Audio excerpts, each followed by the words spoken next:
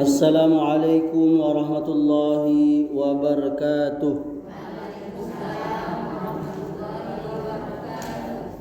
Innal hamdalillah nahmaduhu wa nasta'inuhu wa nastaghfiruh wa na'udzu billahi min sururi anfusina wa min sayyiati a'malina. Man yahdihillahu fala mudilla lahu wa man yudlil fala hadiya lahu. أشهد أن لا إله إلا الله وحده لا شريك له وأشهد أن محمدا عبده ورسوله صلى الله عليه وعلى آله وسلم. Ibunda dan saudariku sekalian, jamaah Majelis Taklim Masjid Tanzilu Rahmatillah yang dimuliakan oleh Allah. Alhamdulillah, kita bersyukur kepada Allah Subhanahu wa taala. Allah masih memberikan kepada kita nikmat yang banyak, terutama nikmat sehat, nikmat waktu luang dan nikmat hidayah, sehingga kita bisa dapat melangkahkan kaki kita ke masjid yang kita cintai ini di tengah-tengah kesibukan ibunda dan saudariku sekalian. Semoga Allah mengganjarnya dengan pahala dan surga. Amin ya rabbal alamin. Salawat beriring salam kita sampaikan kepada Nabi yang kita cintai, Muhammad sallallahu alaihi wasallam, dan semoga kita termasuk kepada orang-orang yang mendapatkan syafaat beliau di yaumil qiyamah nanti. Ibunda sekalian dan saudariku yang dimuliakan Allah, apa kabarnya ini?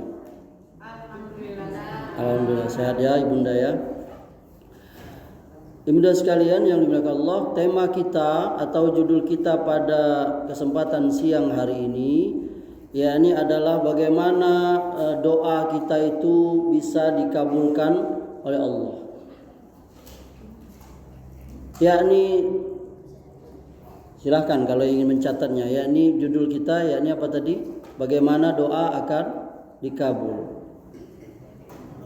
Doa ini adalah sebuah ibadah yang menempati kedudukan yang tinggi di dalam agama kita. Dia merupakan ibadah yang agung. Karena doa ini dia merupakan wujud dari ketergantungan kita kepada Allah. Ya, doa itu ibunda sekalian ada dua, yakni doa yakni dalam rangka ibadah. Ya, ad-du'a wal ibadah kata Rasulullah.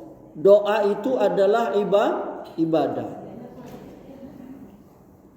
Dan Allah juga pernah berfirman, "Ud'uni astajib lakum." Berdoalah kepadaku, pasti aku kabulkan. Jadi doa itu merupakan ibadah. Yang kedua, doa itu yakni dalam rangka kita memohon. Jadi semua kita ini pasti punya keinginan, punya kebutuhan, dan Allah adalah tempat kita meminta. Iyyaka na'budu wa iyyaka nasta'in. Kepadamu lah ya Allah kami menyembah, dan kepadamu lah kami meminta pertolongan. Yakni berdoa. Dengan doa itu kita meminta manfaat. Dengan doa itu kita minta lepaskan mudorot, keburukan. Gak ada kata lain. Doa itu merupakan sesuatu yang tinggi, yang mulia, yang menunjukkan keterkaitan kita dengan Allah.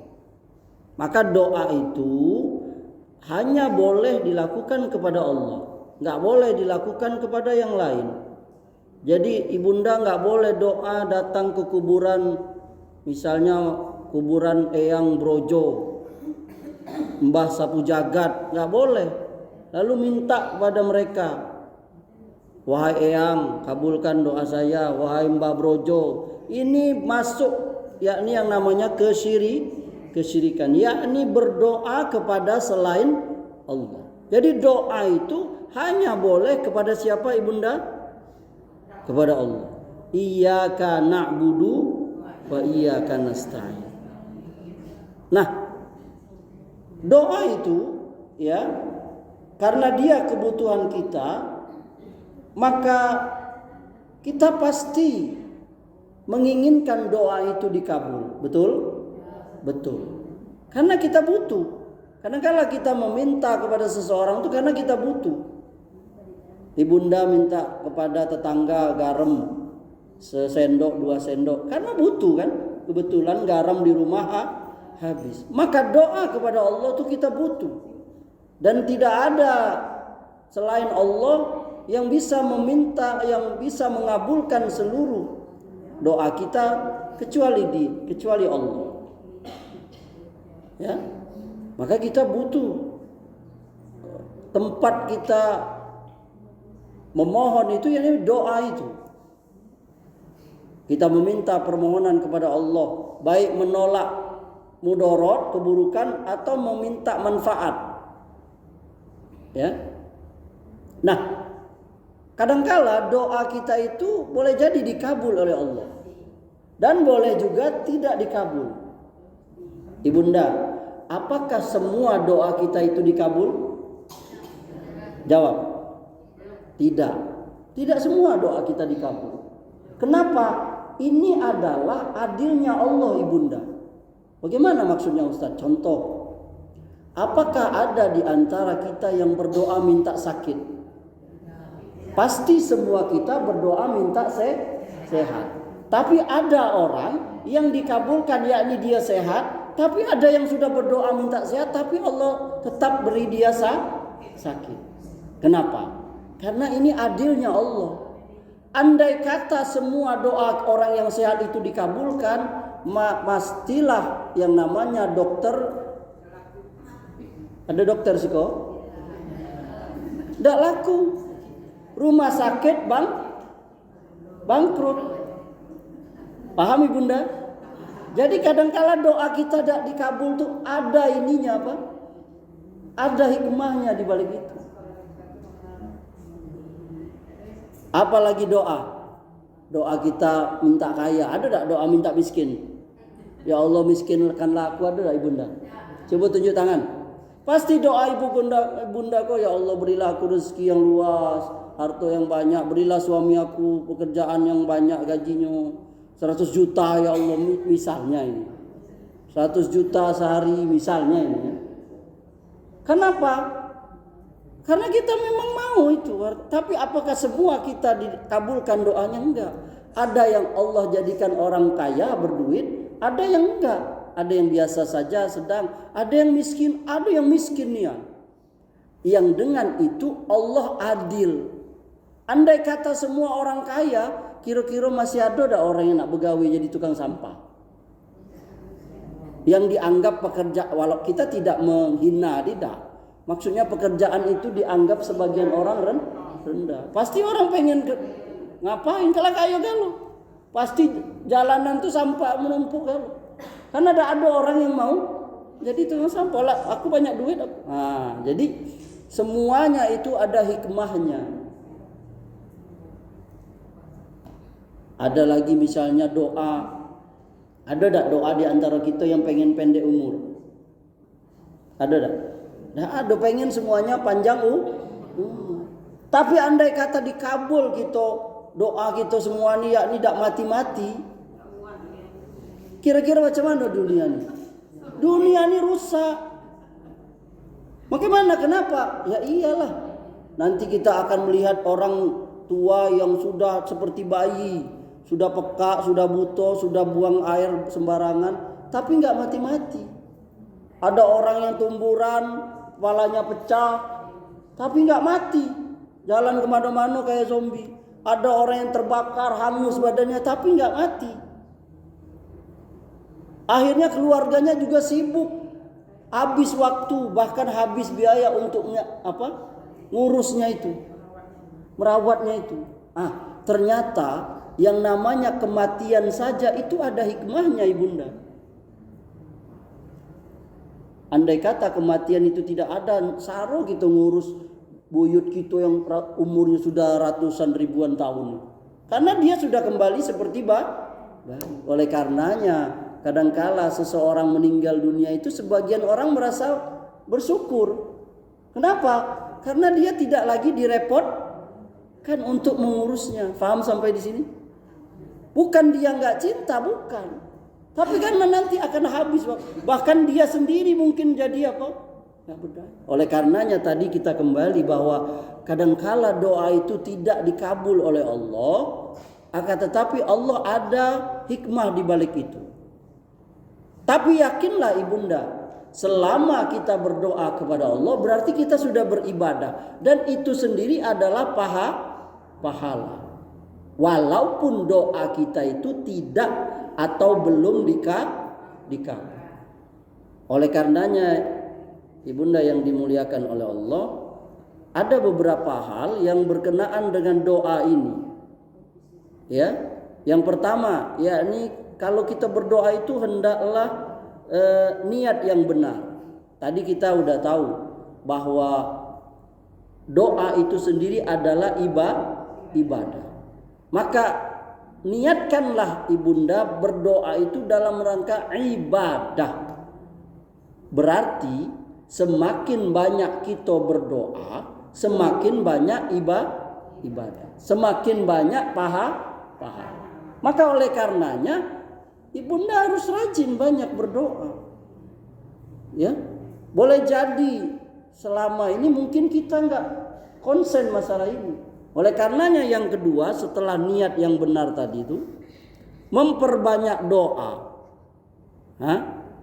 Jadi sunnah kita memperbanyak doa karena doa itu ibadah. Allah berfirman wa qala rabbukum ud'uni astajib lakum innal ladzina yastakbiruna an ibadati sayadkhuluna jahannama dakhirin. Dan Rabbmu berfirman, berdoalah kepadaku, niscaya akan aku kabulkan untukmu. Sesungguhnya orang-orang yang sombong tidak mau berdoa kepadaku, mereka masuk neraka jahanam dalam keadaan hina dina. Surah Al-Mu'min ayat 60. Dan Rasulullah bersabda, inna du'a huwal ibadah. Sesungguhnya doa itu adalah ibadah. Ini hadis riwayat Tirmizi. Ya, karena doa itu kata Rasulullah bermanfaat untuk yang sudah terjadi dan yang belum terjadi. Maka perbanyaklah doa itu. Tapi sekarang ini kita tuh salah satu sebab kita tidak dikabul doa itu karena kita nggak banyak berdoa, nggak memanfaatkan waktu doa itu ibunda. Contoh salah satu waktu doa ijabah itu ibunda sekalian, yakni antara azan dan qomat. Di masjid ini berapa menit tuh kira-kira? Berapa menit tuh antara jarak antara azan ke qomat itu? Ada enggak 10 menit? Ada 7 menit? 7 menit. 7 menit itu kalau kita berdoa, itu di masjid saya itu 10 menit. Habis orang azan tuh masih ada waktu 10 menit untuk berdoa itu. Kalau kita berdoa 10 menit tuh ibunda, banyak dah. Banyak nian, semenit aja lah banyak gitu. Minta ampun kita, orang tua dan seterusnya. Tapi kita nggak manfaat. Kita lebih banyak main apa? HP. Kita lebih banyak melamun. Kita lebih banyak ngumpulin debu di karpet. Kan? Tapi enggak. Coba lihat berapa banyak orang yang lama berdoanya waktu antara azan qomat. Mengulang-ulang doanya, ya Allah, ya Rabb, ya Allah, ya Rabb. Dikit orang yang seperti itu. Belum lagi waktu yang lain, waktu azan turun, sepertiga malam yang akhir. Dan seterusnya dari waktu-waktu ijabah, waktu sujud kita. Dan contoh kecil saja. Sebagian manusia, sebagian kaum muslimin tidak menunjukkan kesungguhannya itu berdoa itu ibunda. Apa contohnya Ustaz? Contohnya saat mengangkat tangan. Ada yang berdoa itu baca ikon. Yakni menaruh tangannya itu di mana? Di pahanya atau di lututnya. Dia tidak padahal doa itu sunnahnya itu diangkat. Ini menunjukkan kesungguhan. Coba kita minta tolong dengan orang. Ya kan? Coba kalau kita minta tolong dengan orang. Pasti kita sungguh-sungguh. Bagilah. Ya kan? Itu kepada orang. Itu dengan Allah kita. Ada yang berdoanya dipimpin misalnya berjamaah. Tidak, dia masih amin. Amin. Tidak ada dia. Amin. Amin. Memang dia apa? Khusyuk. Memang dia resapi. Jadi doa itu kita ini bagaimana doa kita mau dikabul? Sudahlah sedikit, tidak sungguh-sungguh. Cobalah ibunda perhatikan selama pengajian tuh. Ada nggak ibunda yang benar-benar angkat tangan? Ada yang lamun selesai Ustaz berdoa udah. Jadi tidak ada ruhnya itu.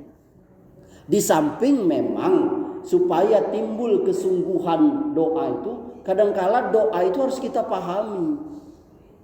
Ini masalahnya di sini. Karena kepentingan kita kan beda-beda.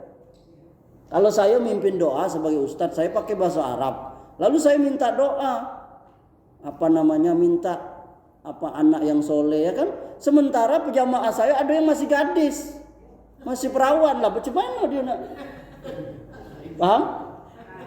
Nah, jadi kadangkala doa itu termasuk yang mimpin doa juga nengok keadaannya. Apa yang dia perlu doa untuk orang banyak ini yang kira-kira semuanya dapat. Paham sampai sini ibunda? Nah itu jadi kita tuh kadang itu tadi ibunda 7 menit waktu antara azan dan qomat, taruhlah 5 menit, kita berdoa cuma setengah menit, lah berat tangan tuh ngangkat. Udah banyaklah kita melamunnya, banyaklah kita sibuk melipat mukena, entah apa-apa yang dilipat, narik-narik benang mukena apa. Itu tidak menunjuk. Jadi kalau ibunda berdoa, angkat nian tangan. Sebagaimana kita minta jambu ke tetangga. Kita mintanya itu sungguh-sungguh namanya. Sampai di riwayat itu Nabi itu sampai ngangkat kelihatan ketiaknya waktu dia minta doa hujan istisqa. Dia mintanya, ya Allah kabulkan ya Allah. Gitu. Ini kita kepada Allah. Bagaimana orang itu minta sungguh-sungguh kalau berdoanya caiko. Bagaimana doa? Wajar kalau ngajinya ngantuk. Orang berdoanya saja tidur. Nah itu ibunda ya. Yang ketiga, agar doa kita terkabul itu adabnya itu adalah berdoa itu dalam keadaan suci.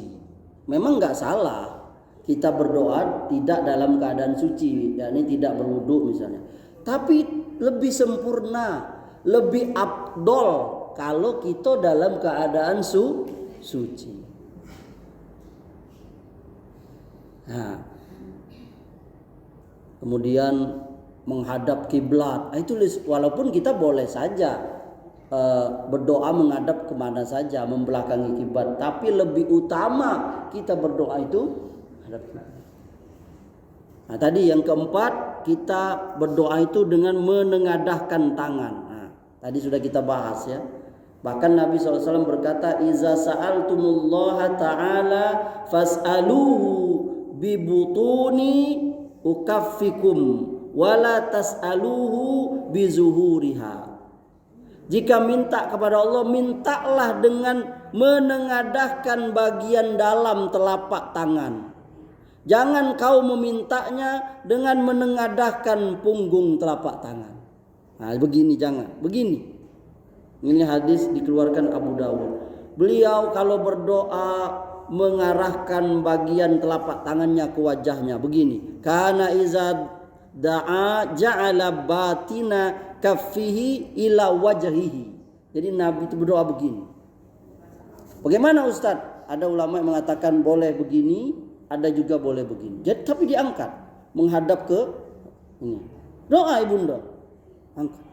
Jangan ini ogah-ogahan, angkat nian, resapi nian apa yang kita minta itu. Ya Allah, ya Allah, ya Allah, jadikan anakku yang soleh, jadikan pokoknya semua. Kalaupun kita mengaminkan doa orang, kita resapi apa yang dia minta itu. Ya. Yang kelima, mengangkat tangan hingga tampak ketiaknya. Nah, ini tadi sudah kita bahas ya. Tidaklah seorang hamba ma min abdin yarfa'u yadayhi hatta yabduwa sami'tuhu yas'alullaha mas'alatan illa ataha iyyahu. Tidaklah seorang hamba mengangkat kedua tangannya hingga nampak ketiaknya, dan dia memohon suatu permohonan, melainkan Allah akan mengabulkan permohonan. Ini menunjukkan sungguhnya dia itu. Ya Allah, kabulkan ya Allah. Ya kan? Yang keenam, catat yang keenam, memulai doa itu dengan memuji Allah. Membaca hamdalah dan memuji Allah. Jadi hendaklah kita sebelum memanjatkan doa itu, adabnya itu memuji Allah. Alhamdulillahirabbil alamin, ya.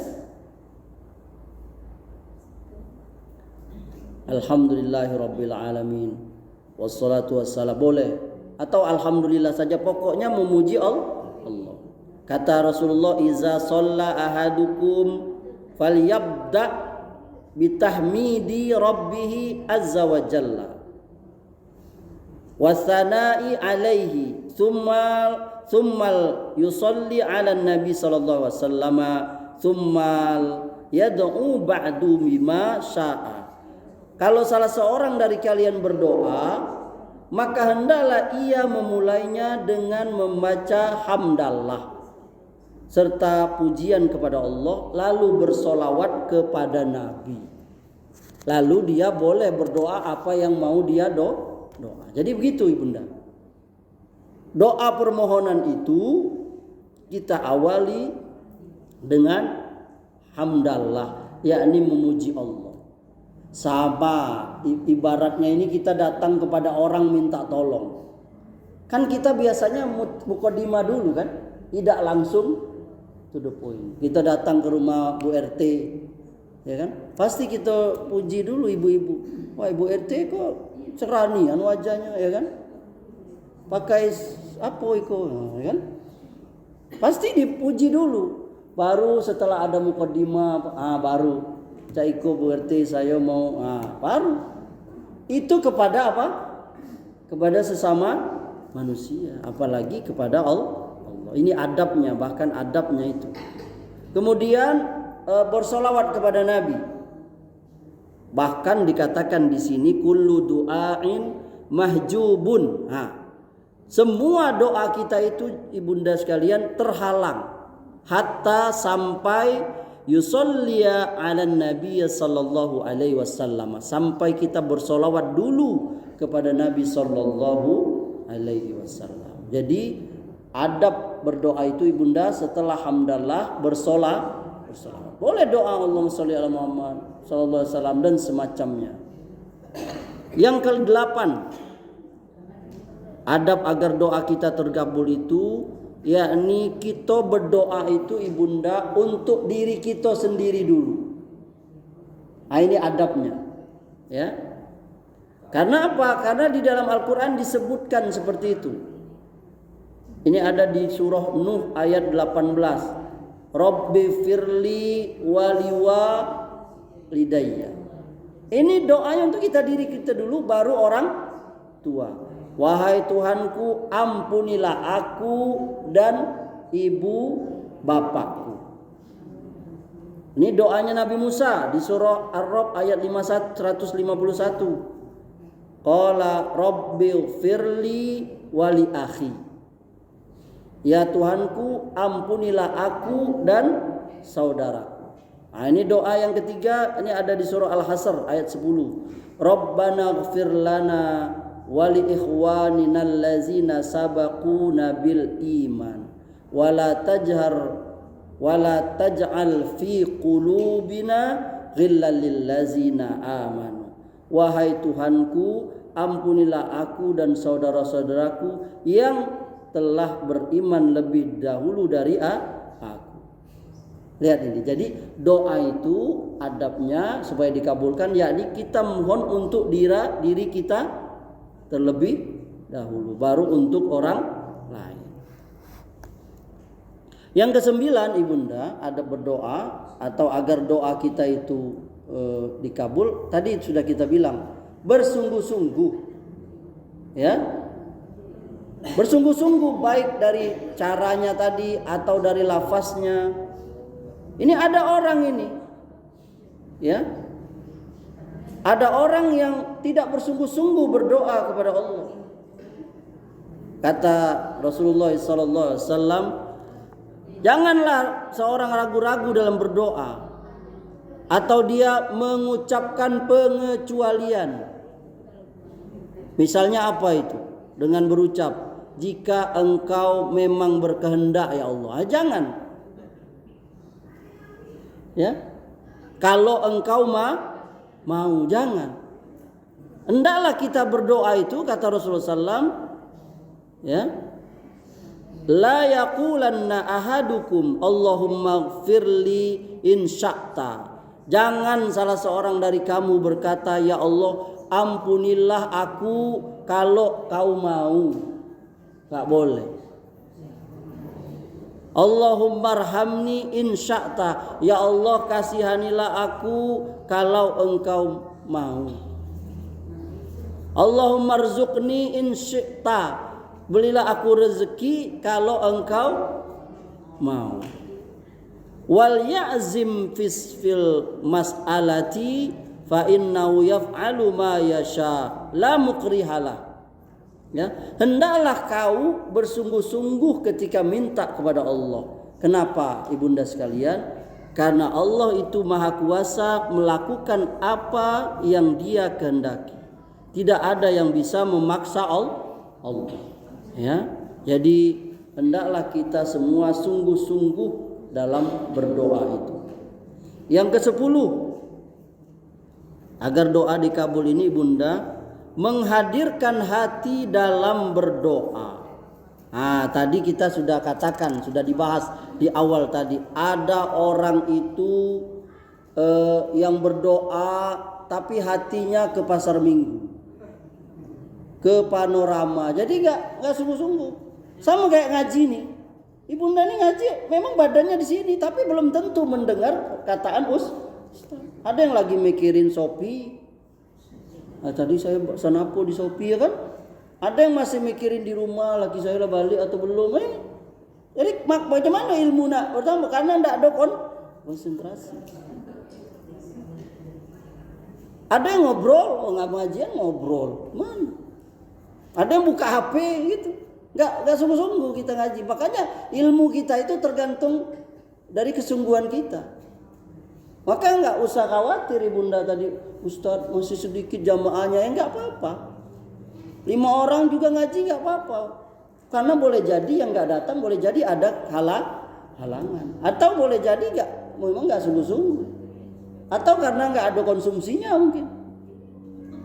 Jadi boleh nggak kalau pengajian pakai konsumsi? Ya nggak apa-apa juga. Karena memang ada orang yang dia datang tuh harus dibujuk hatinya, yakni dengan adanya konsumsi. Berdosa nggak? Enggak juga. Itulah sebatas kemampuan ini nggak nyinggung, enggak. Biasa ini. Paham maksud saya? Jadi kenapa sekarang rata-rata misalnya pengajian subuh masjid-masjid mana itu ada ibu-ibu yang memang menyediakan lontong apa? Karena itu tadi rame jadi jamaahnya. Dan itu salah? Enggak salah. Memang manusia itu seperti itu. Makanya Nabi dulu, ibunda, waktu para orang-orang baru masuk Islam itu, Nabi kasih, ada orang yang baru masuk Islam tuh dikasih Nabi 50 ekor onta. Minta lagi dia, dikasih lagi oleh Nabi 50 ekor onta. Ada yang 100 ekor onta. Ini kepala sukunya, pemimpinnya orang kafir. Sampai mereka balik lagi ke dusunnya tuh, ke kampungnya. Dia ngecek ke orang kampungnya. Woi, masuklah kamu ke dalam Islam. Orang Islam tuh nabinya tidak pelit. Aku baru dikasih 50 ekor onta. Diminta lagi, aku kasih lagi 50. Masuklah kamu dalam Islam. Jadi hatinya dibujuk. Gitu ibunda. Jadi memang ada manusia tuh yang perlu dia dibujuk. Nah itu kita kembali ke tadi bahwa yang namanya doa itu dikabulkan oleh Allah Subhanahu wa taala, yakni dilihat dari yang namanya apa? Dilihat dari yang namanya kehadiran hati kita itu saat berdoa itu. Jangan sampai kita lagi berdoa minta sesuatu hati kita kemana-mana. Sungguh-sungguhlah. Sama kayak pengajian ini tadi. Ya. Kemudian yang ke-11, yakin doa kita itu dikabul. Nah ini. Kalau kita tidak yakin, gimana? Sama kayak ibunda bawa motor ya kan? Kalau ibunda ragu-ragu motong mobil, apa yang terjadi? Bisa jatuh, bisa kecelakaan. Harus yakin ini saya bisa nih motongnya nih. Oh, ya kan? Tapi kalau ragu-ragu, maju, oh jatuh. Acak nombor orang. Nah, begitu pula doa, kita yakin Allah. Kita bergantung kita itu. Ya. Tadi kan Allah mengatakan wa iza sa'alaka ibadi anni fa inni qarib ujibu da'watad da'i iza da'an falyastajibu li wal yu'minu bi la'allahum yarsudun. Kalau umatku bertanya kepada Muhammad tentang aku, bilang aku dekat. Aku mengabulkan doa orang yang berdoa apabila dia berdoa kepada Allah juga berfirman, ud'uni astajib lakum. Berdoalah kepadaku, pasti aku kabul. Bu, ibunda. Bu, tidak tidur kan? Doa ibunda itu dikabul oleh Allah. Selama ibunda berdoa dengan Allah dikabul. Tidak dikabul Ustaz, dikabul. Doa itu 3. Pertama, dikabulkan sesuai dengan keinginan kita. Ibunda minta rezeki, dikasih rezeki oleh Allah. Ada yang dikasih rezeki oleh Allah. Diberi minta sehat, dikasih sehat oleh Allah. Tapi ada yang kedua, dia minta sehat, minta rezeki, tidak dikasih, tetap sakit aja. Tetap dia tidak ada luas rezekinya. Diganti oleh Allah yang lain. Boleh jadi rezekinya tidak luas, tapi anaknya soleh. Itu diganti oleh Allah. Paham ibunda? Jadi tidak ada doa kalau minta kepada Allah pasti dikabul oleh Allah. Cuman ada yang sesuai keinginan kita, ada yang diganti oleh Allah yang lain. Dapat laki yang baik, ternyata lakinya jahat. Tapi ternyata dia diberikan kawan yang baik. Diganti dengan itu. Macam-macam. Nah yang ketiga, doanya itu diganti oleh Allah surga. Nah ini dia nanti di akhir. Jadi jangan khawatir, tidak rugi bunda berdoa. Yang pertama pasti dikabulkan sesuai dengan keinginan. Yang kedua dikabulkan tapi dengan yang lainnya. Yang ketiga dikabulkan diganti dengan surga. Yang ke-12. Jangan berdoa untuk satu perbuatan dosa atau misalnya untuk memutus silaturahim, ya, karena itu perbuatan dosa, nggak boleh. Rasulullah bersabda, "Ma min ahadin yad'u bi du'ain illa atahu Allahu ma sa'ala." Au kaffa anhu minas su'i mislahu ma lam yad'u bi ismin au qati'ati rahimin.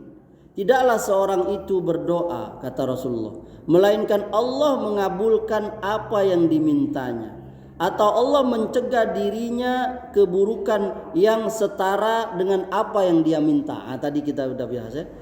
Selama dia tidak meminta untuk suatu perbuatan dosa atau untuk memutus tali silaturahim. Ya.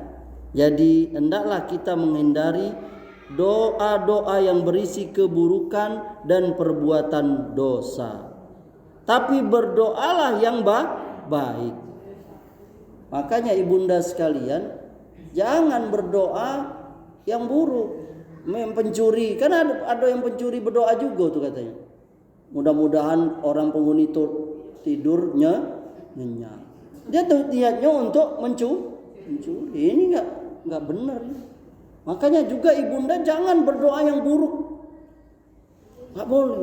Ini ibunda nih doa kepada anak, jangan. Saya pernah cerita nggak? Sudah cerita ya di sini. Doa kepada anak tuh jangan main-main. Walaupun ibunda marah, tak boleh, jangan lapas doa yang buruk, jangan. Tetaplah berdoa yang baik walaupun dalam keadaan marah. Matilah kau, jangan, itu doa. Kan saya pernah cerita tuh, ada ibu-ibu, saya pernah baca suatu buku kitab, ya ini kisah orang yang doanya dikabulkan oleh Allah. Ada seorang ibu itu yang dia sudah mempersiapkan makanan untuk tamunya di meja. Lalu datang anaknya itu nabur pasir, ditabur di pasir. Marah ibu ini, dia berdoa, hancurlah badan kau. Dia berdoa aja itu, hancurlah badan kau. Di Arab misalnya. Hari berganti 2 atau 3 tahun sesudahnya, anak ini mulai besar kan. Anaknya tuh mainlah, itu masih kecil anaknya, mainlah ke gedung tua. Dia main ke gedung tua, tahu pas dia main gedung dindingnya roboh nimpo anak. Badannya hancur, gepeng. Datang maknya dikasih tahu oleh orang, itu anakmu. Sampai datang di situ nangis dia. Dia ingat dulu doanya. Dia pernah melaknat anaknya. Maka ibunda nih hati-hati. Ibunda hati-hati. Jangan mendoakan seseorang itu, apalagi seseorang yang kita cintai dengan keburu. Lu hilangkan. Doalah yang baik walaupun dalam keadaan marah. Lihat Syekh Sudais. Syekh Sudais itu sama kisahnya kayak tadi. Dia mau ada tamu di rumahnya. Lalu oleh Syekh Sudais masih kecil, dirusak itu makanan itu, ditabur pasir. Marah maknya. Tapi maknya Sudais ini wanita soleha. Apa dia doanya? Dimarahnya sih. Marah dia. Normal marah. Emak tuh marah tuh normal. Kalau tidak marah, tidak bergerak suaminya pagi-pagi antar anaknya. Anaknya tidak bergerak mandi ya kan? Karena ibu-ibu ribut kan, bangunlah. Ibu-ibu tuh yang bilang. Marah emaknya, ibunya saya sudah di situ. Tapi marahnya apa? Diusirnya saya sudah. Pergi kau. Jadilah kau imam Masjidil Haram. Nah lihat berapa puluh tahun kemudian jadi nian Syekh Sudais itu imam Masjidil Haram. Yang kita kenal suaranya sampai banyak orang yang suka. Jadi ibunda jangan loh. Boleh jadi anak ibunda celaka atau jangan-jangan doa ibunda 5 tahun yang lalu, 10 tahun yang lalu. Benar ini. Nah ibu pernah ngelaknat anak, ngelaknat suami. Apalagi nyebut anaknya B2, B1. Ya kan? Jangan. Kalau berubah nih anak tuh jadi ini. Nah coba. Makanya cerita Malin Kundang itu jangan kita lihat satu sisi anak durhaka saja, tapi kita lihat dari sisi yang lain, ya ibu yang tidak apa. Coba kalau jadi ibu, biarpun anaknya seperti itu, tetap aja ya Allah berikanlah. Tidak usah putus asa. Namanya seorang ibu, bukankah Anda dulu mengeluarkan kami dengan taruhannya? Lihat Nabi Induh itu, sampai anaknya kan tetaplah naiklah anakku, naiklah ke kapal nih, tidak mau kan. Nabi itu enggak melaknat anak, matilah kau, enggak. Ayo naik. Sampai akhirnya Allah sendiri yang mematikan kan. Nah itu juga. Jadi pelajaran dari sepertinya kita perlu koreksi juga itu pelajaran Malin Kundang itu kan legenda lah ya. Enggak ada hadisnya, enggak. Cuman kita ambil pelajaran, ambil bukan hanya anak yang durhaka, tapi ibu jadi ibu sabar. Bukankah ibu dulu mengeluarkan anak itu taruhannya nyawa? Maka biar aja sabar. Itu ujian, karena memang anak itu ujian, ya. Jangan berdoa untuk sesuatu perbuatan dosa dan maksiat.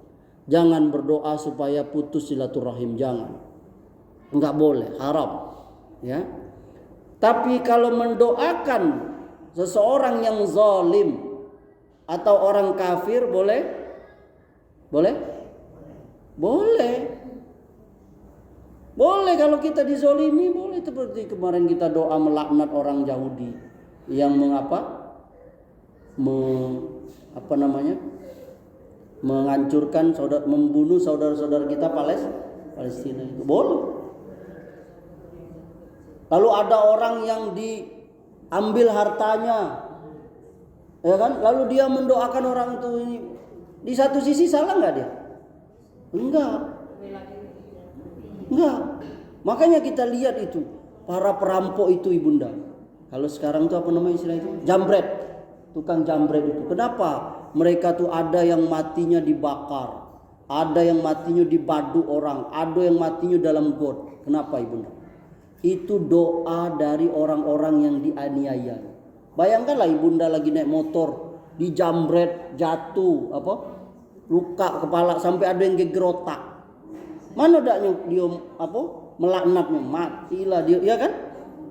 Padahal kita tahu, yakni salah satu doa yang dikabul oleh Allah itu siapa? Doa orang yang dizolimi. Jadi hati-hati loh ibunda. Kalau ibunda merasa terzolimi oleh suami, hati-hati berdoa buruk. Bisa terjadi nian. Ibunda berdoa karena dizolimi oleh mertua misalnya, atau mertua karena dizalimi oleh menantu lalu keluar doa yang buruk, hati-hati. Dan doanya bisa dikabul oleh tetangga, hati-hati, jangan gitu. Ini pelajaran yang kita bisa ambil. Kalau kita dizolimi orang, hati-hati, itu doa bisa dikabul.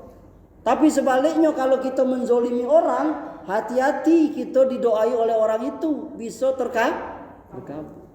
Dan ini bukan hanya doa orang muslim, orang kafir juga kalau dia dizolimi dikabul oleh Allah. Bahkan hewan, ya, hewan itu kalau dia berdoa juga sama Allah. Makanya orang yang menyiksa hewan itu dia bisa kena juga, minimal di akhirat. Berapa banyak orang nanti di akhirat diadu karena dulu di dunia dia menganiaya hewan, mengadu hewan. Ngadu apa? Ngadu ayam, ngadu kambing sampai mati ayam tuh. Ngadu jangkrik. Itu jangan main-main. Hewan itu juga dia tahu hewan itu. Dia punya naluri, punya insting. Makanya dalam sunnah menyembelih itu kan nggak boleh kita menyembelih hewan yang satu di hadapan hewan yang lain. Dia harus tidak terlihat. Itu sunnahnya. Karena dia punya perasaan. Maka kalau ada ibunda, ada kucing ngambil ikan sepotong disiram air panas, itu zolim. Kalaupun mau nyiramnya jangan pakai air panas, air dingin aja, air sejuk, jangan. Ini ganas nih ibunda nih. Cuma sekedar dia ngambil, karena dia nggak punya ini. Udah usir aja atau siram air dingin. Jangan air panas sampai cacat kucing itu tuh zolim ibunda.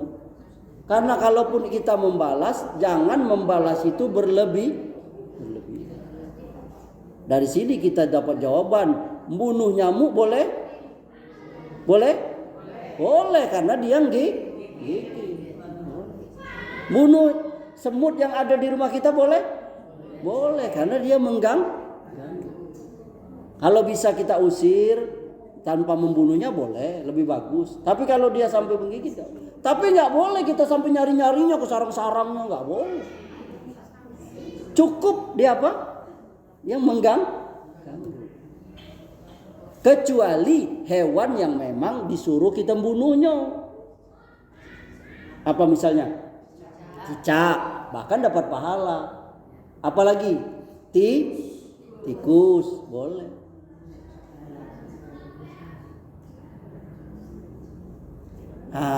Gitu ibunda. Jadi di situ kita tahu bahwa Islam itu sangat adil ya. Jadi hati-hati loh. Dari doa-doa orang yang terzolimi. Maka hati-hati kalau jadi pemimpin. Kalau jadi pemimpin tidak adil, rakyatnya mendoakan, habis. Jadi kepala rumah tangga tidak adil, jadi orang tua nggak adil, anaknya berdoa, hati-hati. Ibunda nih kalau punya anak lebih dari satu, nggak boleh, nggak adil. Sayang nian sama anak yang satu sampai anak yang lain. Ini nggak boleh. Harus tetap adil sama anak. Jangan saya sering kenapa lebih sayang dengan anaknya karena anaknya ini anak ini PNS apalah berhasil. Sementara anaknya yang ini nggak boleh. Kelihatan nian waktu hari raya kalau anaknya yang sukses tadi, wah ini menantunya disayang. Nggak boleh. anaknya disayang apa? Karena dia apa? Karena berhasil duniawi. Sementara anaknya atau mantunya yang kere tadi itu suruh cuci piringnya. Boleh, hati-hati nih bunda nih, saya nasihatin. Saya juga mertua, enggak boleh. Tetap harus hadir. Dia beri pemahaman kepada anak kita itu, jangan kau minder. Sebagian orang itu kan minder dia, karena dia di antara dulur-dulurnya dia yang nggak berhasil. Sehingga itu tadi kalau ada acara di belakang, kita sebagai orang tua kita ambil, kita besarkan hati dia. Enggak, mama tetap sayang dengan kau nak. Walaupun kau secara duniawi kau nggak mampu seperti mereka. Karena yang menakdirkanku itu Allah. Zalim ibunda kalau sampai seperti itu dengan anak. Paham ibunda? Nah, ini saya menasihati. Hatta anak ibunda juga nakal lah salah satu. Tetap ibunda baik. Karena itu ujian. Dan melawan menghadapi yang namanya ujian itu tidak lain adalah dengan kesabaran. Dan kesabaran itu tidak ada batasnya. Batasnya kesabaran itu hanyalah kematian. Nabi Nuh itu 950 tahun dia berdakwah. Sampai anaknya sendiri enggak ikut. Tapi dia sabar. Kita juga seperti itu. Jadi ibunda kalau punya anak bandel, sabar sama Allah, doa ya Allah. Buka pintu anakku yang satu ini, anakku 5 ya Allah, yang lainnya ini. Itu ujian ibunda, sabar.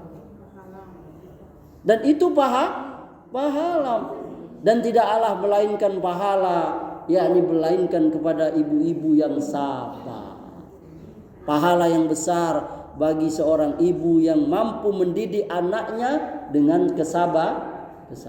Karena nggak mungkin ibu dibilang orang sabar kalau semua anaknya baik.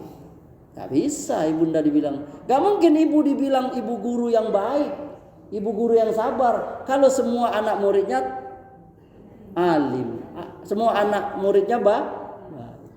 Pasti 1, 2, 3 menjadi ujian. Nah itu bisa dikatakan dia guru yang sabar atau tidak, guru yang baik atau tidak. Jadi dilarang oleh Nabi Shallallahu Alaihi Wasallam berdoa keburukan untuk diri sendiri, anak dan harta. Enggak boleh, haram. Karena boleh jadi doa yang kita panjatkan itu bertepatan dengan doa dikabul oleh Allah, maka hati-hati. Ini hari Jumat ini ada waktu berdoa yang ijabah. Dikatakan oleh Nabi di hari Jumat itu ada satu waktu yang dikabul oleh Allah doa. Ada sebagian ulama mengatakan tidak tahu kapan, pokoknya hari Jumat. Mau siang, pagi, sore, malam nggak tahu. Ada yang mengatakan ba'da asar. Ada yang mengatakan ba'da asar. Nah, itu hati-hati. Ibu melaknat orang tua, melaknat anak habis asar Jumat, nah dikabul. Nah kata Rasulullah, la tad'u ala anfusikum, jangan kamu berdoa keburukan atas diri kamu, nggak boleh. Ya Allah matikanlah aku, nggak boleh. Jangan berdoa keburukan untuk anak-anak kamu. Wala tad'u ala auladikum, wala tad'u ala amwalikum, untuk harta.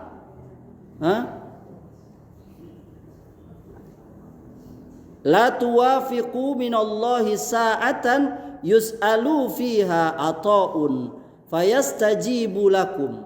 Janganlah sampai doa kalian itu bertepatan waktunya dengan Allah memberikan apa yang kamu minta. Lihat ibunda. Jangan sampai doa yang kita minta itu bertepatan dengan saat Allah mengabulkan doa, lalu doa kita dikabul. Jangan. Kemudian yang ke-14, jangan berdoa minta kematian karena keburukan atau musibah yang menimpa dia. Ini menunjukkan keputus asaan. Kata Rasulullah SAW, la tada'u bil maut. Jangan kamu berdoa dengan minta mati. Jangan kalian mengharapnya. Namun, jika seseorang memang terpaksa meminta itu, yakni minta kematian itu, maka hendaklah dia berdoa, Allahumma ahyini iza kanatil hayatu khairan li wa tawaffani iza kanatil wafatu khairan li. Ya Allah, hidupkanlah aku jika hidupku itu lebih baik untukku. Ya Allah, wafatkanlah aku kalau kematian itu lebih baik untukku. Ini hadis dikeluarkan Bukhari Muslim dari sahabat Anas. Jadi ibunda sekalian, ada orang yang karena nggak sanggup lagi ngadapi ujian hidup, dia berdoa minta mati, maka nggak boleh. Bahkan ada orang yang karena nggak sanggup ngadapi cobaan hidup, bunuh diri. Ini haram. Ini saya lihat di Bengkulu nih, sering saya nonton atau baca berita. Terakhir ini ada mahasiswi atau mahasiswa yang diputus pacar. Ya Allah, ini bunda nasihati nih sama anak-anaknya nih. Apa-apaan? Masih banyak tino lain, masih banyak laki-laki yang ngapain sampai bunuh diri gara-gara diputus cinta. Ada nggak? Nah, itu. Iya, hati-hati. Itu menunjukkan keputus asa. Makanya doa juga. Jangan doa minta mati, Allah matikanlah aku. Matilah mama nih, nggak boleh. Ini ada ibu-ibu doa depan anaknya, Allah matikanlah mama. Matilah mama nih, Padahal baru sakit encok. Matilah mama. Jangan. Istighfar, astagfirullahaladzim. Sakitnya ya Allah, nggak apa-apa kalau sakit. Jangan doa minta mati. Karena sesungguhnya kehidupan itu lebih baik dari kematian. Kenapa? Kalau hidup kita masih bisa berkesempatan untuk ibadah, masih bisa kesempatan untuk minta ampun dosa. Dibilang mati itu selesai masalah ibunda, enggak. Mati itu adalah kita masuk persoalan yang selanjutnya baru. Persoalan yang barunya dimulai dengan pertanyaan mungkar. Udah siap belum? Tapi andai kata orang juga mau berdoa boleh tadi itu. Tapi redaksinya jangan langsung minta mati. Redaksinya itu, ya Allah, kalau memang mati itu lebih baik, matikanlah aku. Enggak apa-apa. Karena memang tidak ketahanan lagi hidup tuh. Mungkin tumor lah sebesar lapo misalnya. Lakinya jahat pula, anaknya tidak ada yang nolong, tetanggunya miskin pula, gimana lagi kan? Tidak kuat lagi dia kan? Boleh dia berdoa, ya Allah berikanlah aku kematian kalau memang itu baik untukku ya Allah. Itu menunjukkan lagi, kan ada orang yang sudah gak sanggup lagi dia. Kalau sekedar bisul jerawat aja jangan nih bunda. Kalau ada orang tuh memang udah kebelangsat kalau bahasa Betawi, udah nggak ada lagi gitu.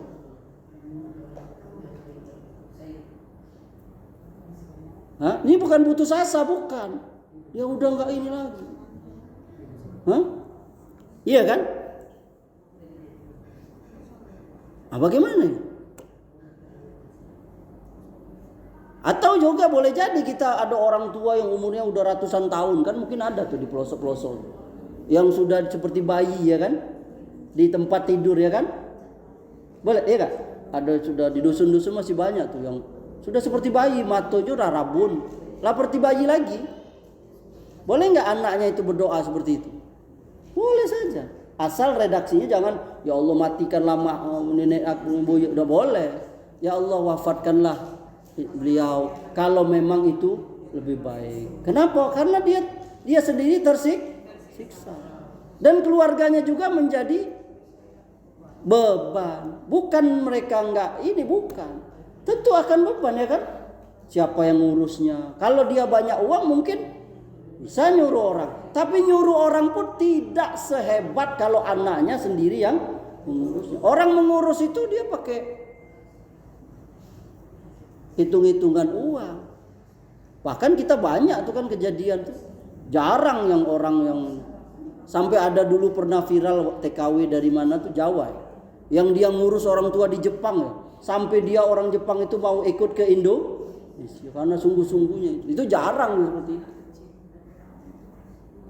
Nah itu ibunda ya. Jadi memang kadangkala ada orang itu dia minta yang doa yang kematian tadi karena dia udah nggak sanggup lagi. Tapi secara umum nggak boleh. Itu kenapa? Karena itu menunjukkan keputusasaan. Yakinlah apabila kita diberikan sakit, musibah, itu semua penghapus dosa.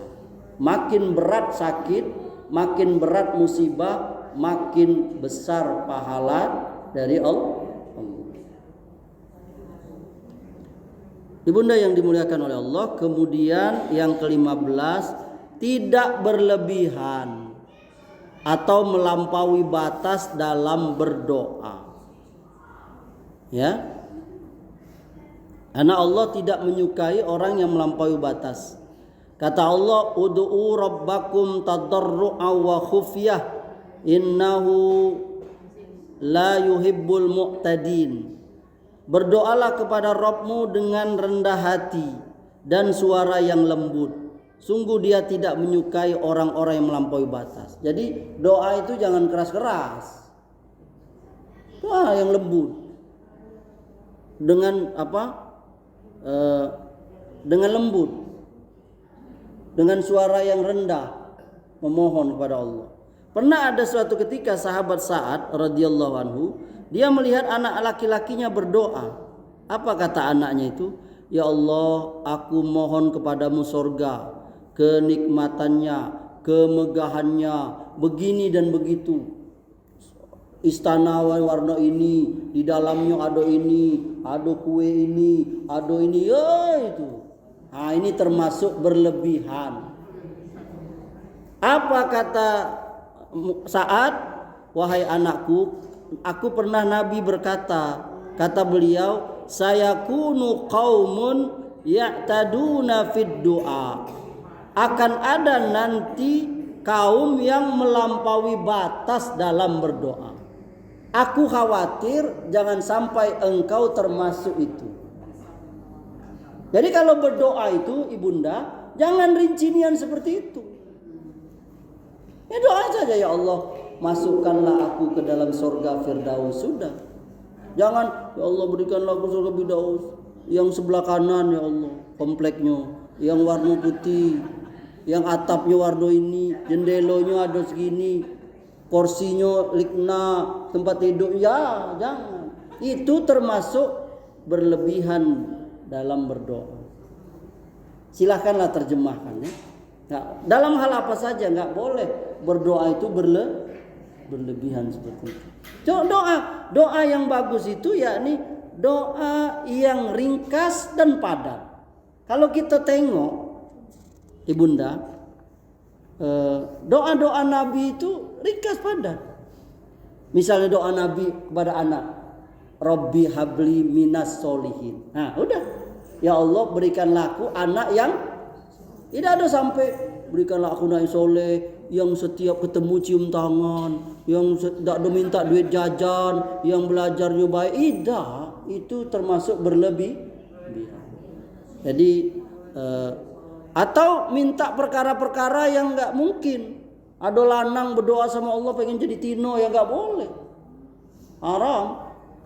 Ada tino pengen berdoa sama Allah, jadikanlah aku lanang. Ini perkara yang mustahil, nggak boleh. Ya Allah jadikanlah aku presiden Amerika, dia orang Indonesia misalnya ini. Silakanlah terjemahkan sendiri ya. Jadi ada doa-doa itu yang itu berlebihan ya. Iya, doa itu singkat, padat. Dan kalau ibunda buka zikir-zikir doa itu, ini banyak buku doa itu. Salah satunya Al-Azkar Imam An-Nawawi. Ada Hisnul Muslim kalau buku kontemporer. Ibunda tuh saya ini ya, beritahukan bahwa banyak buku-buku doa yang bagus. Nanti saya kirim ke Ibunda ya, apa buku doa yang bagus-bagus itu Ibunda bisa cari nanti atau beli. Banyak buku doa itu. Jadi kalau kita baca doa Nabi itu nggak ada yang panjang-panjang seperti kita itu. Kadang kita dengar ada orang mimpin doa itu panjang, sampai lalita pula orang angkat tangan. Tak apa yang dimintanya kita juga nggak paham. Ini beda yang saya maksud tadi, kita doa panjang tadi, beda. Kalau doa yang kita panjang banyak doa tadi memang kita butuh. Tapi ada doa itu yang panjang, tapi apa yang diminta doanya? Kadang bertele-tele ya kan, kemana-mana. Kadang doanya kurang pas.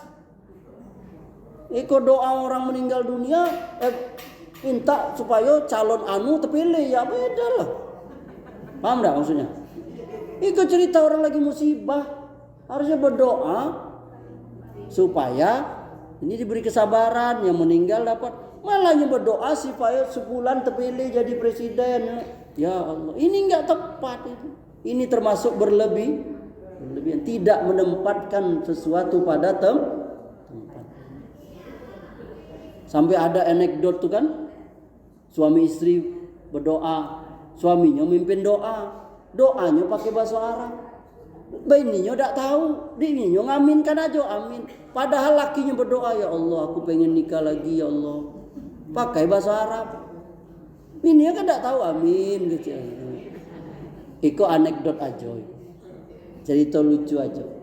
Nah, kenapa? Ini menunjukkan pentingnya kita tahu doa yang kita aminkan itu. Apa? Dia minta itu minta apa? Ya kan? Sementara ibunda sudah punya suami, ustadznya berdoa, ya Allah berikanlah aku pasangan yang solehah. Ya, kan ibu sudah punya suami. Nah, itu kira-kira ngerti kan? Nah, itu. Ada yang ingin tanya nggak? Ya. Katanya doa itu yang terbagus sudah sholat. Ya. Zikir misalkan sudah sholat. Tadi Pak Ustaz ngomong antara azan dan qomat. Oke. Ini pertanyaan yang bagus. Ustadz, atau doa itu ada yang mengatakan doa yang terbagus itu habis sholat. Tapi Ustadz mengatakan antara azan dan qomat. Begini ibunda. Saat atau waktu dikabul doa itu bukan hanya satu, tapi banyak. Ada beberapa tempat atau saat atau waktu ijabah doa. Pertama, saat atau waktu. Misalnya waktu hujan turun, itu ada hadisnya. Yakni ketika hujan turun itu adalah saat atau waktu doa dikabul oleh Allah. Maka berdoalah itu. Yang kedua misalnya ketika sujud sholat. Sujud sholat itu berdoa. Sujud terakhir Ustaz tidak. Pokoknya semua sujud itu berdoa. Yang ketiga antara azan dan qomat. Yang keempat di waktu akhir malam. Yakni sebelum waktu subuh, itu termasuk waktu ijabah. Kemudian sebagian ulama mengatakan yakni duburis sholat. Duburis sholat itu ada pendapat ulama yang mengatakan yakni sebelum salam, sesudah tahiyat. Innaka hamidum majid. Maka kita ada berdoa yang 4 itu kan. Allahumma inni a'udzubika min azabi jahannam wa min azabil qabri wa min fitnati mahya wal mamat wa min syarri fitnati masihid dajjal. Hafal enggak ibunda doa ini? Ini 4 doa ini kan sunnah nih. Berlindung hidup dan mati, siksa kubur, fitnah kemudian berlindung dari fitnah dajjal. Ini doa nih. Tunggu ya. Belum selesai. Jadi doa itu duburi sholat itu sebagian ulama mengatakan dubur itu masuk bagian badan kita atau tidak? Dubur itu bagian badan kita atau dia terpisah? Berarti kalau duburi sholat berarti masuk bagian sholat itu, yakni di akhir sholat. Itu sebagian ulama. Tapi sebagian ulama yang lain mengatakan boleh habis sholat itu boleh kita juga berdoa. Karena ada juga Nabi bahkan habis subuh itu selalu berdoa, Allahumma inni as'aluka ilman nafi'an wa rizqan thayyiban wa amalan mutaqabbala. Jadi habis sholat itu juga boleh berdoa. Antara azan dan qomat juga boleh berdoa Ibunda. Itu masuk daripada waktu atau saat ijabah doa. Kemudian ada yang orang yang makbul doanya. Tadi sudah kita satu bahas, yakni doa orang yang dizolim. Kemudian yang kedua doa orang tua terhadap anaknya. Dikabul. Makanya tadi sudah kita bahas, hati-hati berdoa kepada anak. Karena salah satu doa yang kata para ulama langsung tembus aras, enggak ada penghalangnya doa orang tua, apalagi doa ibu kepada anaknya. Hati-hati. Apalagi doa orang zalimi. Sama, itu nenek itu termasuk orang tua. Iya. Termasuk orang tua. Iya, termasuk. Iya, termasuk. Kan emaknya lahir dari atau bapaknya lahir dari neneknya.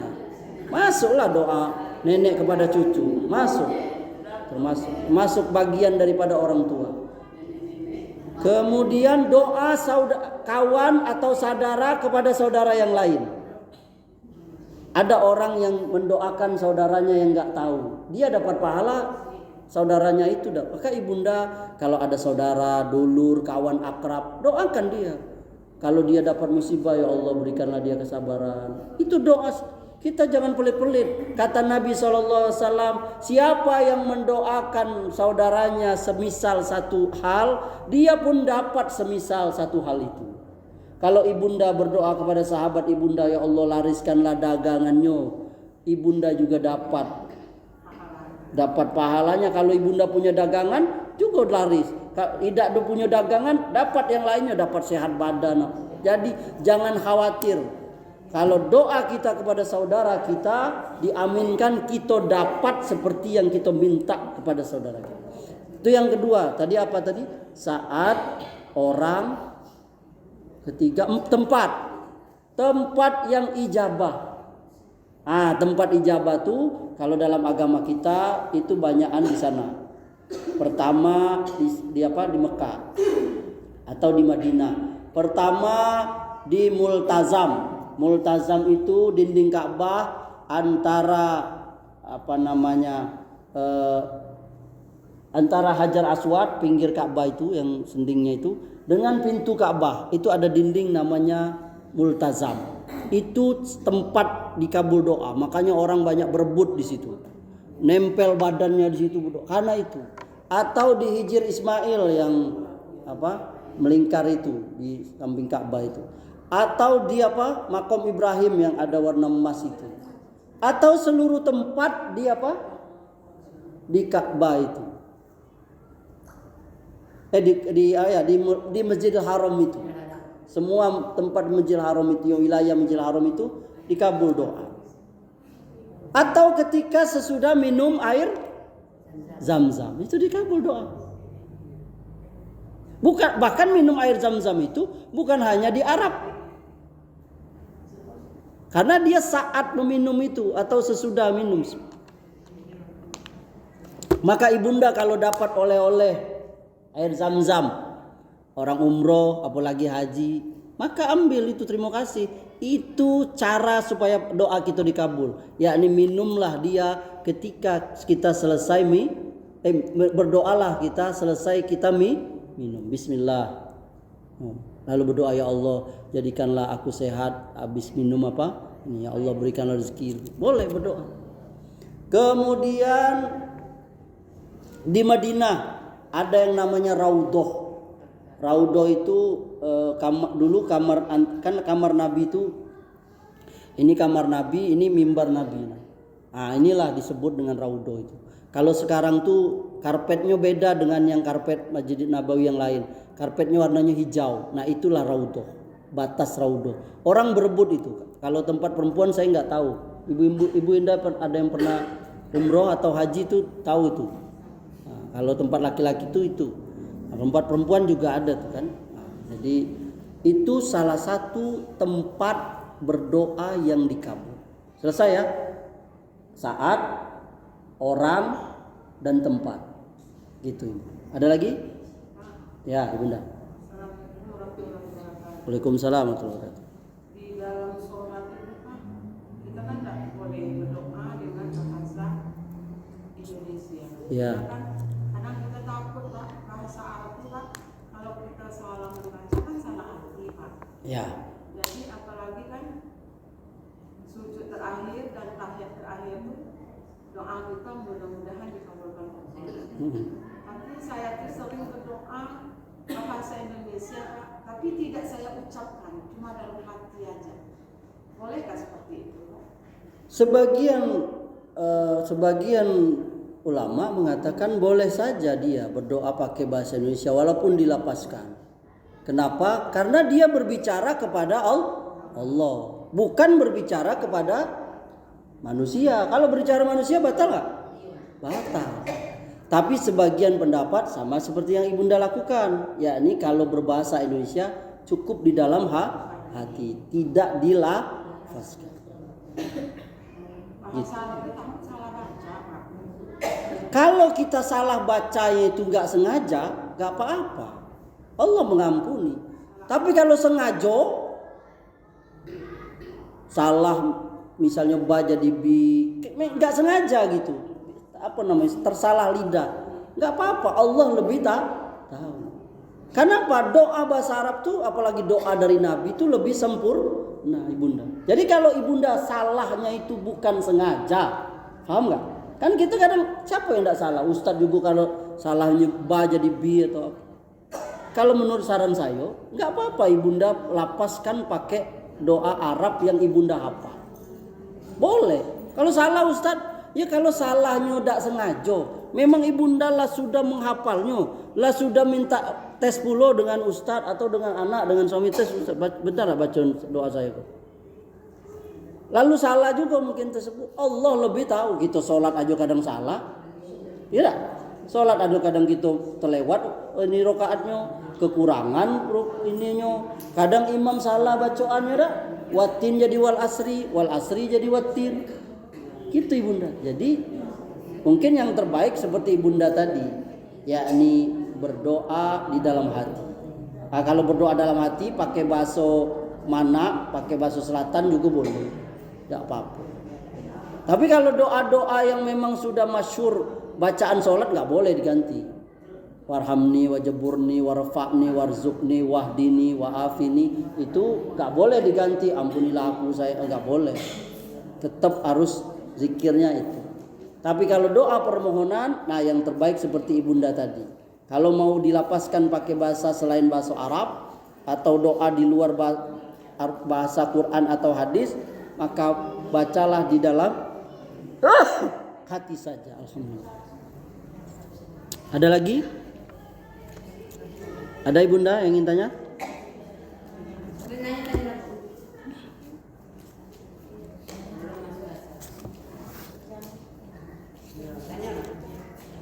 Nah, boleh. Kalau nggak ada kita lanjutkan. Ini Pak, masalah batal wudhu Pak. Oh ya? Kan ada ini, kalau kita bersenggolan dengan suami, wudhu kita batal. Tapi ada juga pendapat kalau dengan suami nggak masalah Pak. Mana itu? Ini diperselisihkan para ulama. Diperselisihkan ulama. Kalau mazhabnya Imam Syafi'i batal. Kalau mazhabnya yang lain seperti Imam Malik, Imam Ahmad tidak batal. Karena saya sendiri memilih pendapat yakni tidak batal. Karena Nabi SAW pernah mencium istrinya ketika mau sholat dan beliau tidak berwudu lagi. Tapi ini perkara yang luas. Andai kata Ibunda meyakini ikut ulama yang batal, nggak apa-apa juga, karena ada dasarnya. Jadi ada yang memahami ayat aula mastumun nisa, ada atau kamu menyentuh wanita. Jadi ada ulama yang memahaminya lama di situ, yakni bersentuhan secara harfiah. yakni senggolan kulit, tapi ada yang memahaminya jima, yakni bersetubuh campur suami istri. Seperti sahabat Ibnu Abbas, beliau menafsirkan ayat itu aula mastumun nisa, atau kamu menyentuh wanita, itu maknanya adalah ai al jima, yakni bercampur suami istri. Jadi kalau bersentuhan biasa itu enggak batal. Saya pribadi ikut pendapat ulama yang enggak batal. Tapi kalau cuman Ustadz, kalau suami istri beda pendapat. Yang suami ngecek tidak batal, yang istri ngecek batal. Yang enggak boleh lakinya mainin, aku pegang kau. Itu ada suami yang jahil pula dengan lakinya. Atau bininya yang ini, yang sebaliknya, lakinya yakin ikut mazhab yang batal, bininya ikut mazhab yang tidak batal. Lakinya nak sholat, bapak, tidak boleh. Ini perbedaan biasa, Ibunda. Ini fikih yang sejak zaman dulu sudah terjadi. Ini gunanya Ibunda belajar tuh. Bingung kami Ustadz. Lu macam mana bingung Ibunda? Kadang-kala ini manfaat. Contoh, ada perempuan atau laki-laki yang dia ikut mazhab batal. Ketika di Indonesia batal kalau bersentuhan laki perempuan. Tapi begitu dia tawaf di Ka'bah, macam mana itu? Ngulang terus. Tidak kelar-kelar. Tidak selesai tawaf. Tawaf harus suci. Coba. Apalagi di sana lanang tidak boleh pakai baju terbuka, kalau pasti tersentuh itu. Laki bini tersentuh tak? Orang Ibunda berpegangan, takut hilang lakinya, takut diambil pria Afrika. Oh, kak, batal berarti. Paham maksud saya? Lupa dia nyo. Saya ikut mazhab Ambali aja lah. Saro saya. Coba. Ibunda ya. Jadi kalau Ibunda tanya ke Amri, kalau saya pribadi saya ikut pendapat yang tidak batal. Tapi kalau ada ustadz yang ngajar di siko batal, tidak apa juga, karena itu ada pendapat ulama. Ini fikih biasa itu. Makanya Ibunda belajarlah. Kalau belajar dengan saya tidak tahu nih apa di saya di permanen ngajar di siko nih. Ikulah berturut-turut kan. Kalau belajar dengan satu ustadz tuh enaknya di situ. Apa namanya, dia tahu ini sudah diajar ini. Jadi pelajaran tuh tersusun. Jadi enggak bingung. Makanya kalau fikih, kalau saya pribadi itu saya enggak mematok saya mazhab ini, enggak.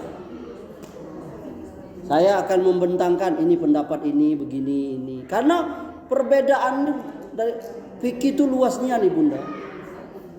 Kalau Ibunda pelajar banyak sekali perbedaan itu. Ya. Jadi kembali ke tadi, bersentuhan laki perempuan yang bukan mahram, pendapat yang saya pakai haram, tapi tidak membatalkan wudu. Saya menyentuh Ibunda nih gak boleh. Kata Nabi SAW, lebih baik kamu ditusuk kepala kamu dengan besi dibandingkan kamu menyentuh wanita yang bukan mahram.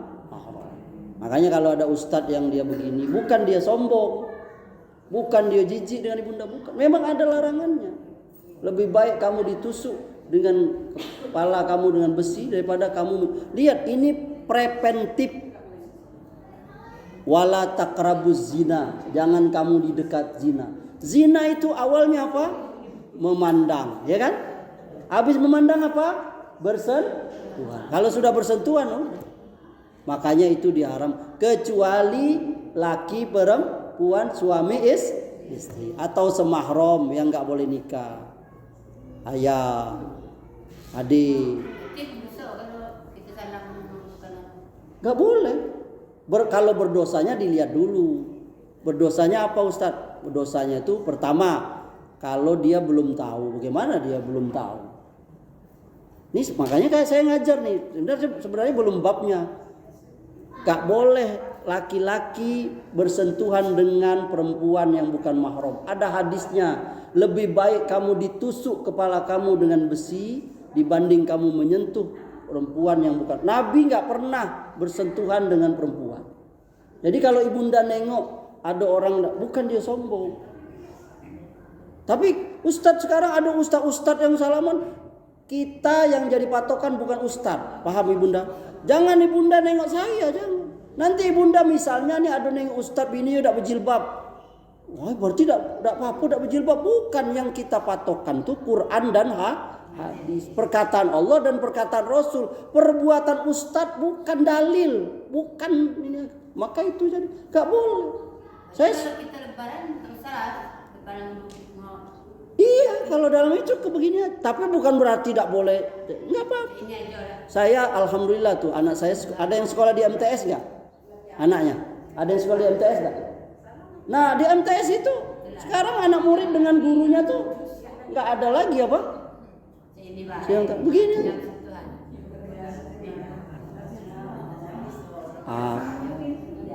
Nanti ibunda searching saja. Hukum bersentuhan laki perempuan menurut Islam. Ada. Hadisnya ada. Itu yang saya sebut tadi. Kalau di sekolah umum susah diterapkan seperti itu.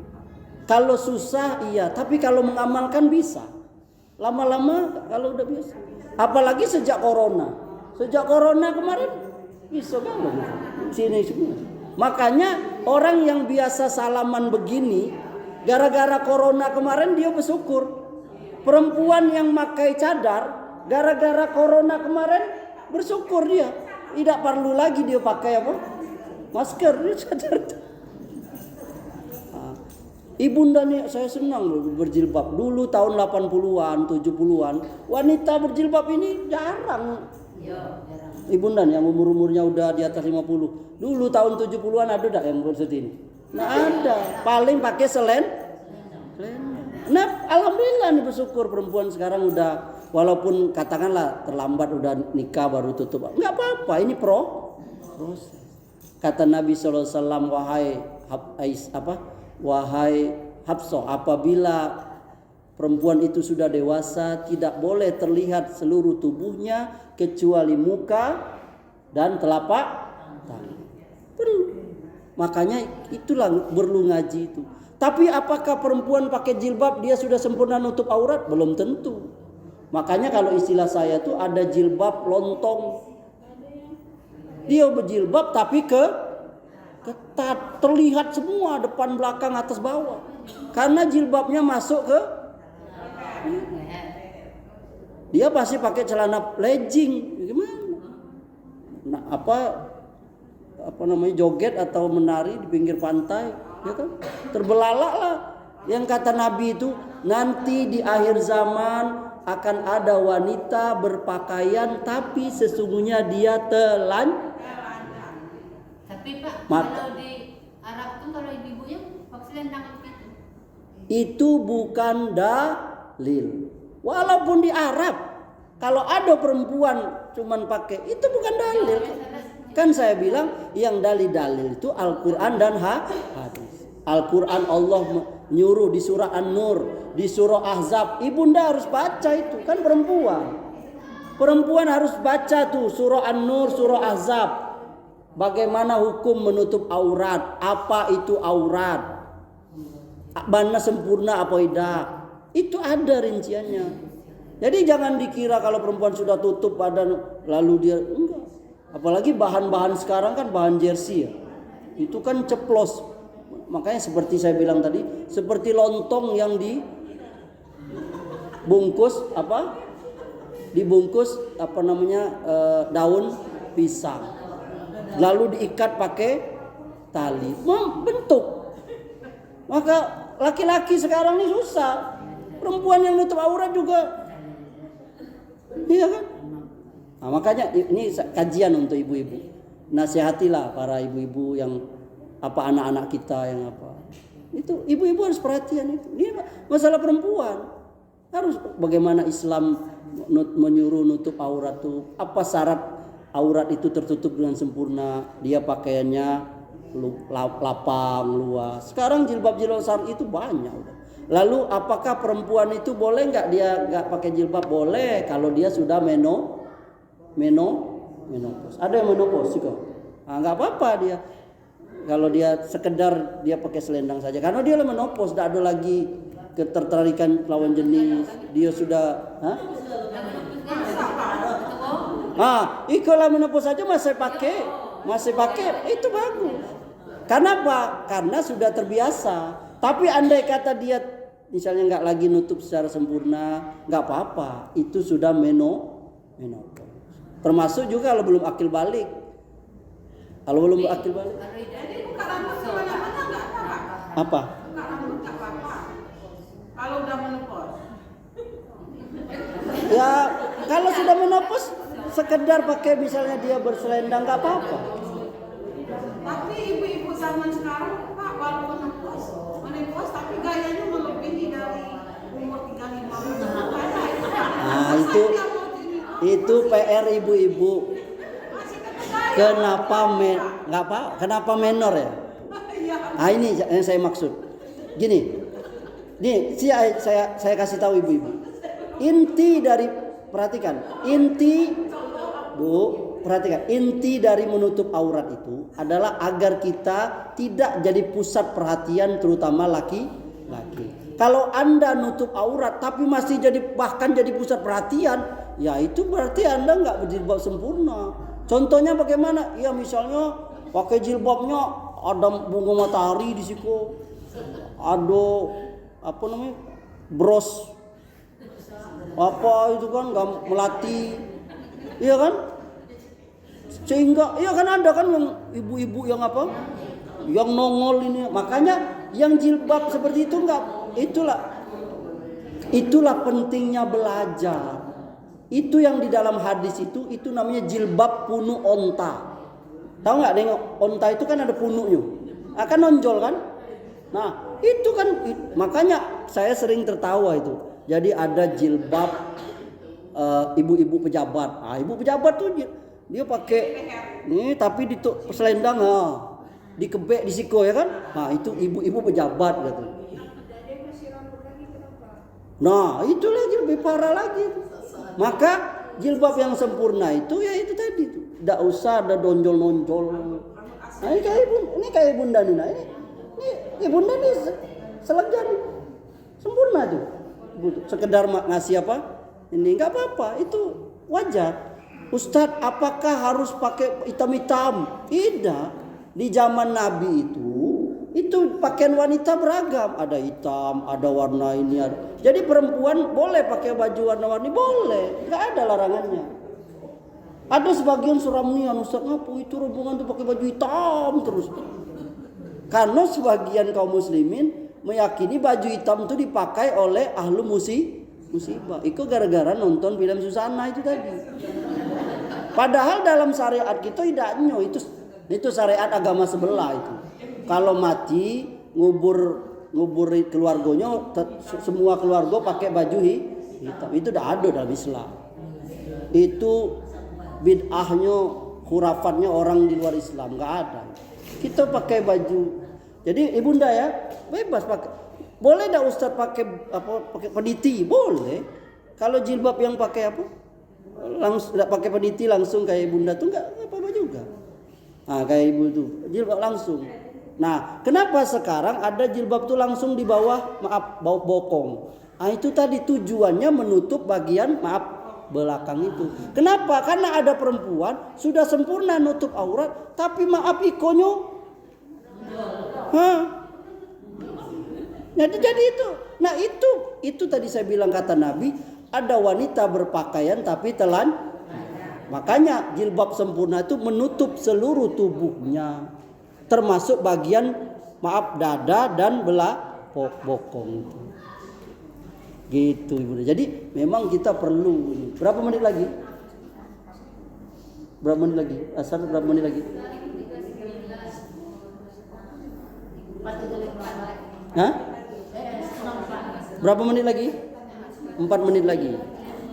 Ada lagi yang ingin bertanya? Pak, ini agak ini dikit pertanyaannya dulu ya. Apa? Tapi ibu-ibu di sini mungkin butuh juga semuanya Pak. Ya.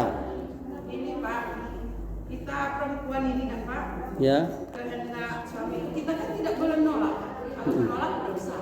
Walaupun di atas punggung kuda atau unta apa Iya, ya. iya, iya. Tapi kita kan wanita ini kan ada batasnya Pak. Kadang lagi badan nggak sehat, lagi nggak ini. Tapi suami masih ini juga. Dan masih berdosa nggak kita itu nolak. Katanya bagaimanapun bentuknya wanita itu tidak boleh menolak.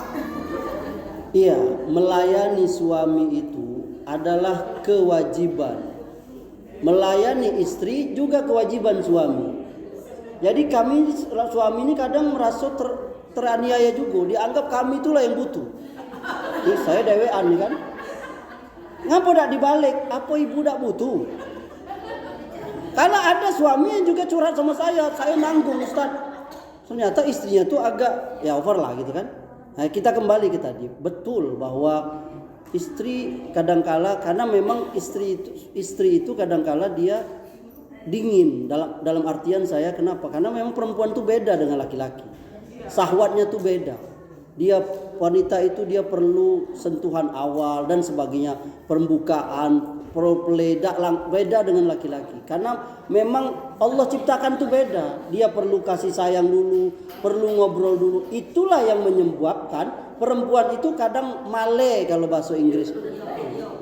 Betul kan? Karena itu tadi. Nah, jawaban saya adalah kalau memang ibunda tidak bisa nian lagi, misalnya tekapar, ya tidak mungkin lah melayani suami. Lah tekapar sakit macam mana lagi? La yukallifullahu nafsan illa wus'aha. Tapi kalau misalnya hanya sekedar pening-pening sedikit, demam-demam sedikit, kabulkanlah permohonan suami itu. Siapa tahu berdoa dengan Allah, dengan itu sembuh. Iya, kenapa berbahaya Bu? Laki-laki itu apabila tidak diikuti kemauannya itu berbahaya Bu. Makan bisa ditunda, minum bisa ditunda. Tapi kalau yang satu itu nggak bisa Bu. Caranya bagaimana? Ibu bisa. Kalau ibu nggak maaf ya, ini agak ini ya. Kalau ibu nggak bisa langsung melayani seperti biasa, bisa dengan cara yang lain. Yang penting sahwatnya tersalurkan. Paham maksud saya? Dan itu bisa dikompromikan dengan suami. Paham lah maksud saya, nggak usah rinci lah. Itulah ibu-ibu semua ya kan. Jadi nggak harus, ya kan? Paham maksud saya? Jadi enggak, ini betul. Ini pertanyaan ibu ini betul. Itu terjadi di kehidupan sehari-hari. Bagaimana melayan suami itu. Sementara kami kalau sekedar capek, insya Allah berdoalah sama Allah, minta kekuatan. Iya.